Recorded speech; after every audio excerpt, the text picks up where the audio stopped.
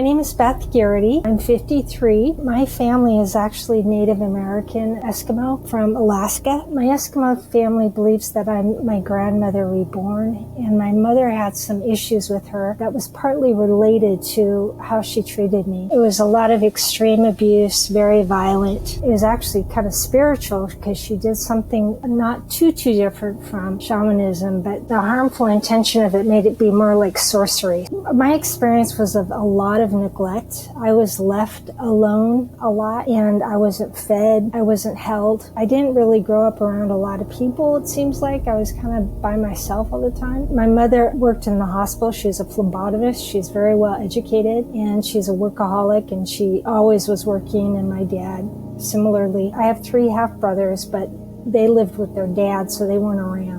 So that actually really helped me to be alone like that, because it helped me to focus on my mind. My whole reality comes from my mind. So if I can handle that, then everything can be okay. I mean, it was painful.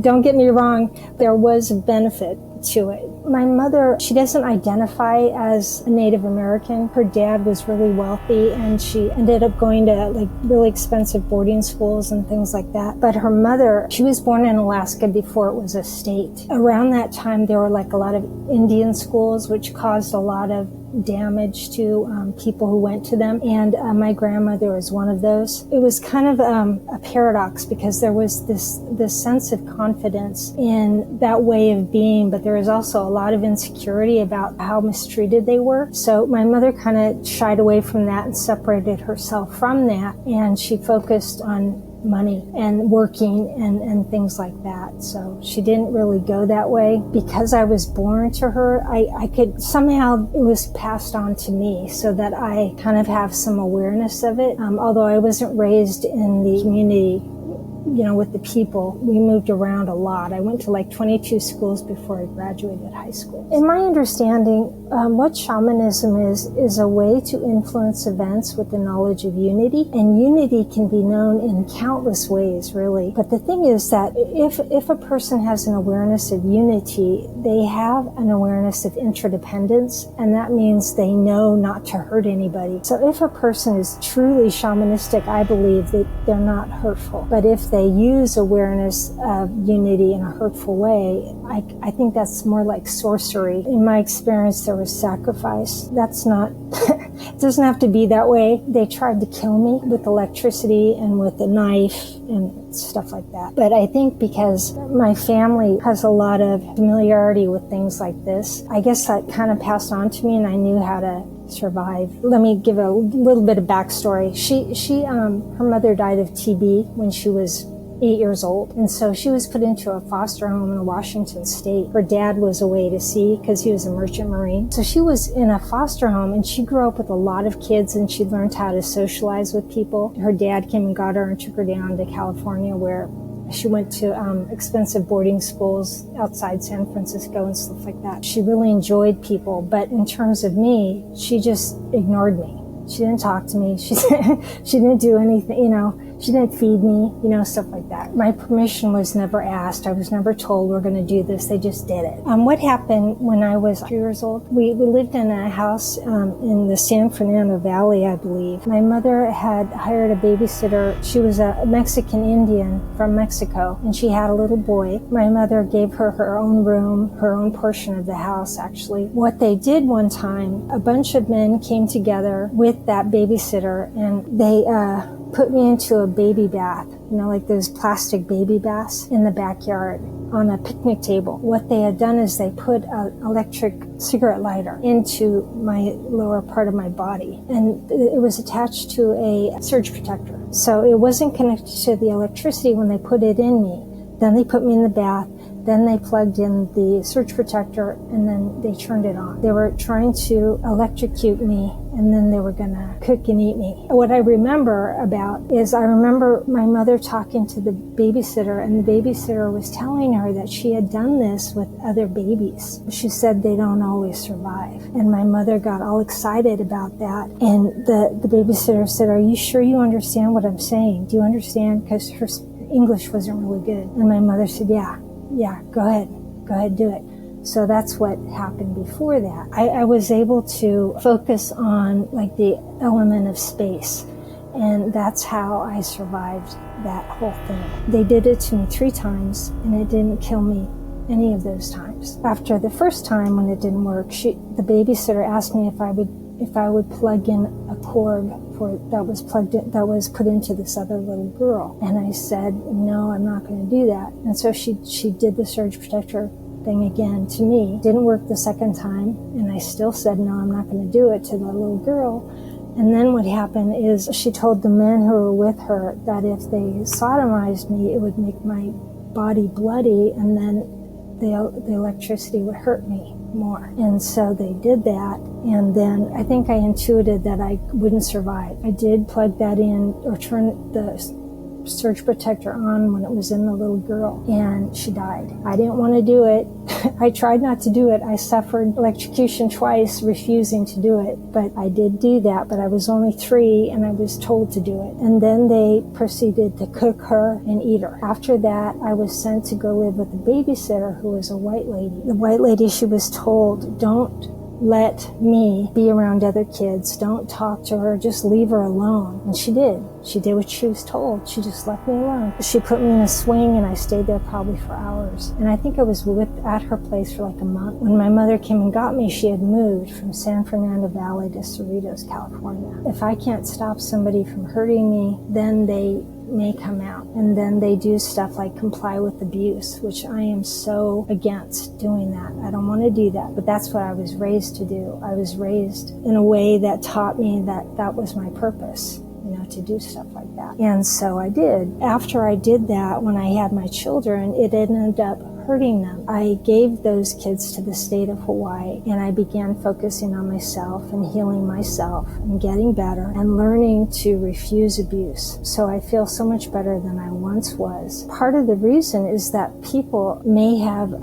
helped me to learn that. For example, at one time I moved to Oregon, and my mother moved there because I was there, and she had just retired from her job after 50 years of working. She began to tell people that I complied with abuse and how I did it and all this stuff, and I think she was involved in some of that. And then people started poisoning me and abusing me in all these ways. I believe that was a cause and effect thing. The way I complied with abuse was a way of hurting myself. It was self-hatred. These people were doing it to me too. I don't think that was right. I think abuse of anyone is wrong because it hurts the abuser and it hurts the abused. But I think it's possible to learn from experiences like that and to become a better person. Experiences like that taught me to avoid abuse and to try to prevent poisoning of me. Go to great lengths, like throwing out all my food if I thought it was poison, going long distances to buy clean food, etc. I did that for like 20 years, and afterwards my mind changed.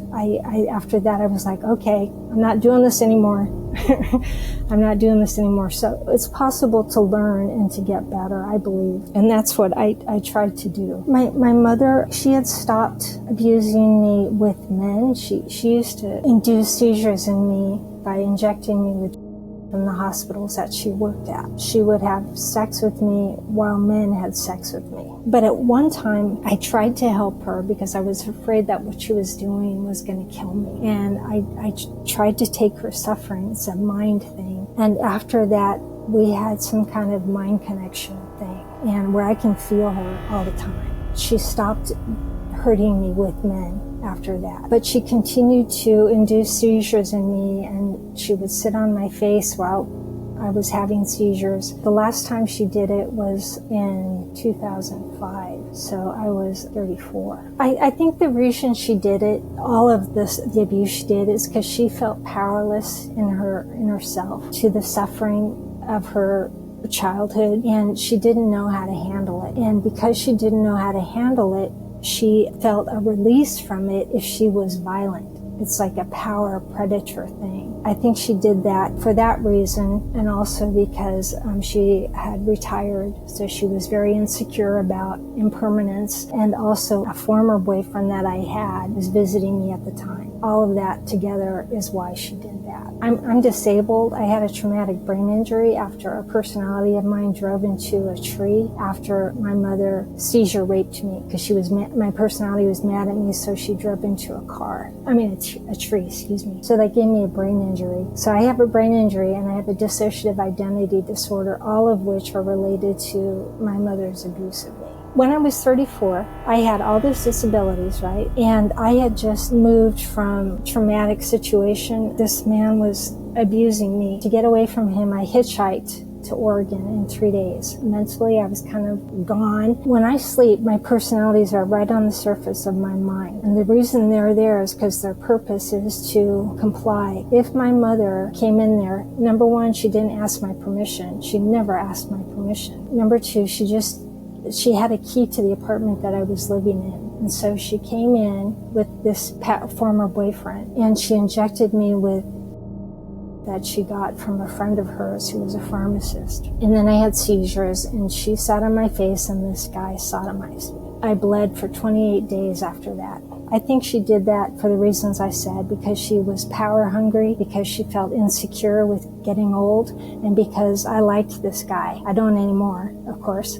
She had a problem with me liking anybody because I didn't feel that way to her. I had 2 kids. I couldn't handle being around them because when I saw them, I would remember stuff that happened to me. I didn't remember the actual events, I just remembered all the emotion that came. And so I would dissociate a lot. I didn't know what was going on with them or anything, but I was trying my best to take care of them in the best way I knew, which wasn't very good. But I woke up one morning and I just knew I did something to my daughter. I didn't know what it was, but she cried and I just knew, oh my God, I gotta go get her. So I went and got her. I think she spit up something on my shoulder, and I just asked myself, what did I do? And these personalities made me know what I did.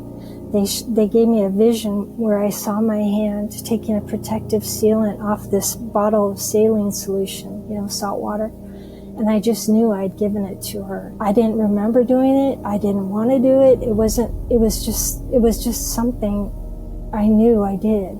So I took her to the ER and I gave both my kids that day to the state of Hawaii. One way to explain it, it's like when severe trauma of extreme abuse happens, it's a conditioning to be a certain way that's not normal, to suffer. And nobody wants to suffer. Everyone wants to be happy and free from suffering. And then the mind just kind of breaks, because it can't function like that. Breaks into different purposes. I mean, this is my experience of it, where one does one part, one does another part, because they can't all go together. It just it makes no sense. My mother cut me with a knife when I was little. So I was living in Aberdeen, Washington at one time, and I was afraid that a lot of people there were poisoning me, like at Safeway and the post office.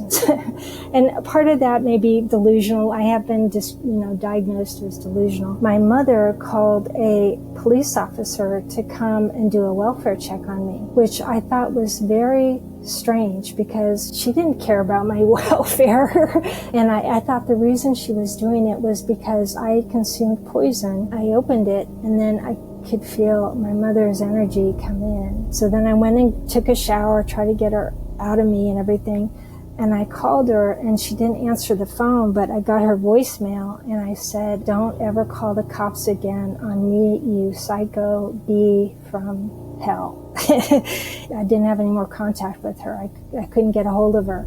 And I got something in the mail from a Native Alaskan corporation.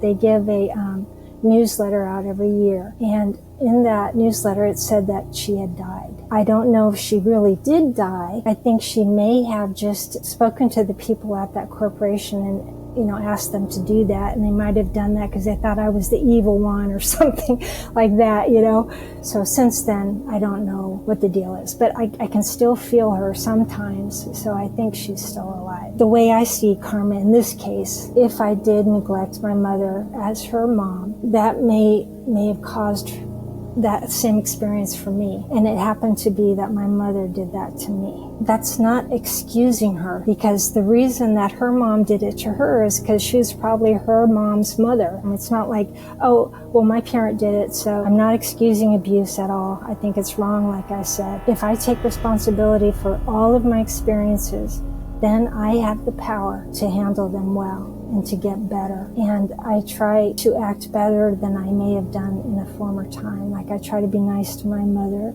I tried to, honor her and respect her. It wasn't until I was 24 when I lost my kids that I started talking about what my mother did in an effort to get her to stop trying to hurt me. But she's deranged and she needs to stop doing stuff that hurts people. One of the most amazing things really that happened to me when I was little and my mother started doing all this stuff, I felt a very strong affection to her, and I felt very familiar with her. It felt like she was my daughter, but she was also really messed up. And I knew she was suffering so much because she was messed up. I knew she was hurting me because she was messed up and suffering, all of that. I was very fortunate in that I was able to have compassion for her. And that state of mind freed me. In my experience, sometimes when there's a relationship that's abusive, sharing an experience of suffering, it's very good to be careful who we associate with, because